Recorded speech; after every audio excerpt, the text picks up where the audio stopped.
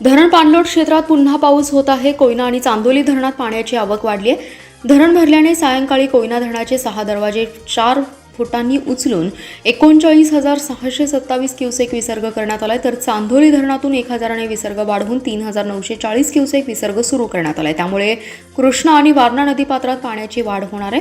दरम्यान जिल्ह्याच्या पश्चिम भागात रिमझिम पाऊस झालाय। मागील 3 महिन्यांपासून जिल्ह्यात दमदार पाऊस होतोय। यंदा दुष्काळी तालुक्यात ही दमदार पावसाने हजेरी लावली आहे। मागील आठवड्यापासून पावसाने उसंत घेतली होती, मात्र गुरुवारी पश्चिम भागात रिमझिम पाऊस झालाय।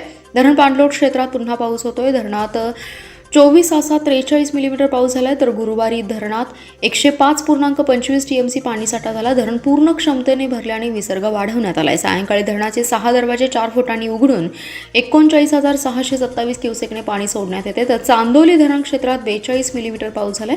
तिथे पाऊस सुरू असल्याने धरणातील विसर्ग वाढवण्यात आलाय।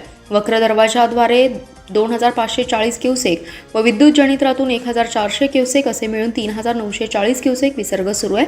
धरणातून सोडलेल्या पाण्यामुळे नदीच्या पाणी पातळीत वाढ होते। सांगलीतील कृष्णा नदीवरील आयर्विन पुलाची पाणी पातळी सायंकाळी 13 फूट झाली होती। त्यामुळे नदीकाठावरील नागरिकांना सतर्कतेचा इशारा देण्यात आलाय।